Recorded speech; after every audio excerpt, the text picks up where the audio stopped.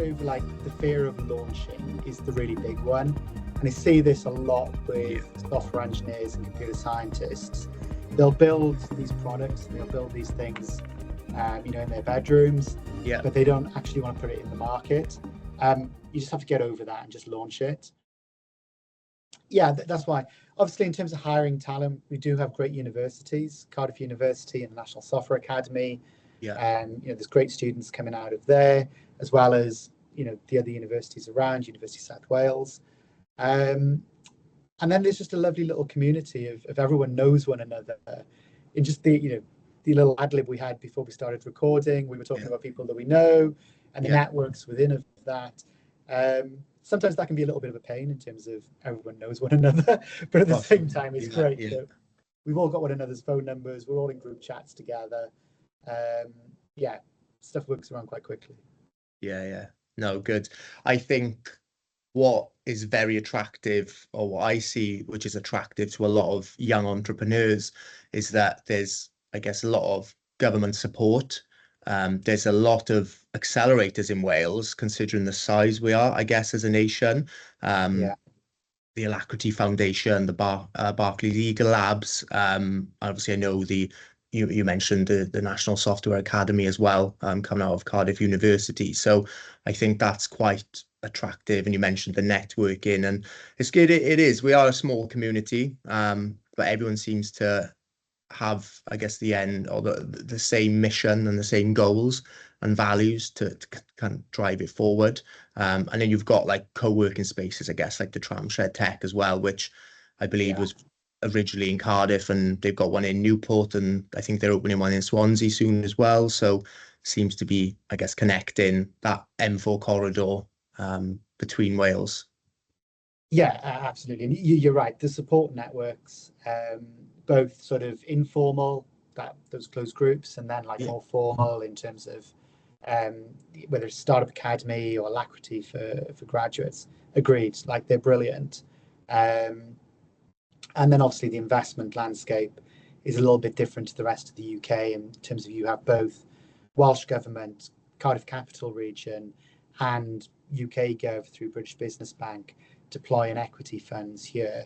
It does give startups a bit of an opportunity to grow in a different way. I wouldn't say it's perfect, but then what is? But it's developing very quickly. And if I just think back, like 6 years ago, when I was in the middle of the last time trying to raise money for a startup that I was part of, it's developed so much. And great. No, great. I guess my next question is probably maybe a bit of a tough one, I guess, because I was thinking about this, because I've never been, I guess, involved with the nitty gritty, but I'm hoping you have over the years, about 20 years of kind of startup backgrounds, fintechs, medtech, etc. But what do you think attracts kind of, I guess, angels or VCs to Wales as well? Yes, great question. There's certainly, of the angels today who are currently deploying capital and are here on the ground, it feels like there's a cohort who have perhaps moved away from Wales in order to have their career and have their big wins, have moved back and now want to give back to the community that they grew up in at the end of the day. And there's some really brilliant angels, both here in South Wales and up in North Wales, supported by the Angel Investment Fund at Development Bank of Wales. What attracts them? I think a big part of, like with any angel, it has to be that they're being an angel at the end of the day. They're trying to nurture something that they perhaps didn't have. And then the strength of the startups.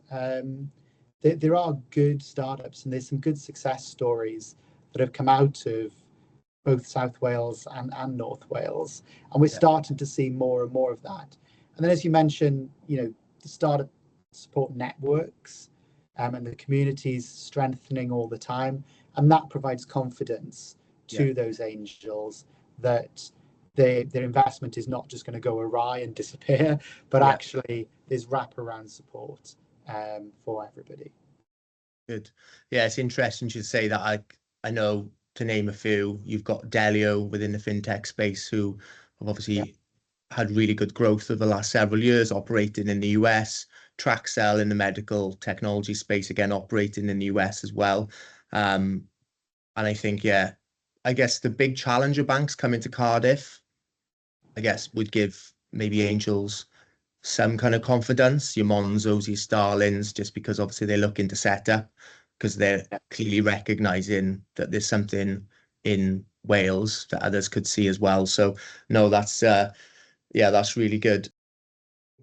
With those prime employers, they're really, really important to the ecosystem because they provide that baseline sort of safety net in some ways. Yeah. And it's something we don't talk enough about in the UK, but like out in the US, if you leave like Microsoft, for example, to go and do a startup and it doesn't work out, then it's perfectly okay to just go back to Microsoft and pick up like a tech role there. It's quite a different culture, but hopefully with the Monzos of the world, and like Tom's obviously got more of that US mindset, that they start to set that as an okay expectation. It's fine to leave the nest and go and try something. Yeah. And if it doesn't work, it's not a failure. It's just it didn't work out. That's okay. Definitely. Leave that door open. Yeah, Yeah. definitely. Always leave on good terms, like you said. He'll Well, yeah, always come they around. might acquire you one day. Yeah, you never know. Yeah, which is even better, I guess, as well. So, and being so involved with the startup industry, what advice would you give to young entrepreneurs who maybe have an idea? And this could be someone as a graduate coming out of university, maybe computer science degree for argument's sake, or a business degree. I guess, yeah, what advice would you give them in terms of where to start? I think you've just got to get out there and try it at the end of the day. So you can go to university, if you've been and you've done your undergrad, and then a lot of people are tempted to go and do an MBA.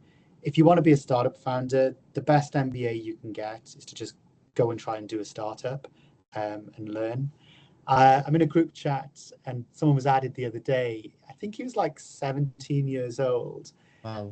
He said, I accidentally built an AI like chatbot helper thing. And I'm now turning over £16,000 a month. It's like Unbelievable. love that, just an accidental sort of entrepreneur. Um, yeah, you need to get over like the fear of launching is the really big one. And I see this a lot with software engineers and computer scientists.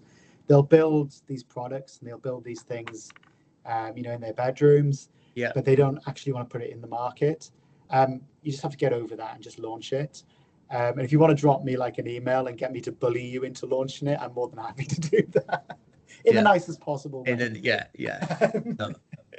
But yeah, I think that's a big thing. And if you do want a bit of sort of, if your goal is to be in startups, then you've just got to go and join one. There's no point going and joining a Deloitte or somebody and getting into management consultancy. Perfectly fine employer, a great career path, but it's a very different kind of thing.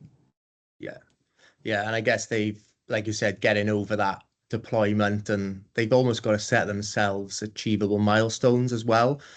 I speak to so many engineers who code in their spare time and launch their own apps into the App Store, which could be really scalable, but they just want to keep it low key. It's their own personal little project. So no, great. Okay, awesome. And one question I'm going to probably ask most of, I guess, my interviewees or guests, so to say, is what technology do you think will make the biggest impact over the next couple of years? And ideally, you're not going to say AI, but if you do, that's fine. Yeah, I mean, like that is the elephant in the room, right? Like it's going to have absolutely massive impact on all of our lives. I guess beyond AI, we're starting to see like a lot of development in terms of the way finance works and the way money moves around. And I think that's quite exciting. I'm not necessarily like referencing crypto at that stage. I just think there are big costs and barriers in terms of trade, especially like micro payments and moving things. And we're starting to see that move a little more easily. And we'll start to hopefully see the breakdown of some of the regulation, not in terms of just going totally free market, but making some industries a little bit easier for startups to get involved in and to disrupt. And that's like exciting because there's industries out there that are so old fashioned. Yeah. Yeah. Yeah. No, great. Yeah, I think there's a lot you could talk about all day, I guess, as well. I seen the big digitalization projects which are coming in the NHS, because I'm sure their processes are quite paper-based and archaic, but there's lots to look forward to. So no, great. All right. Well, look, thanks so much for joining us today. Really appreciate it. And Thank you for having me. yeah, no problem. I'll speak to you soon. Brilliant. Thank you, Nathan. Thanks a lot. Take care. Cheers. Bye.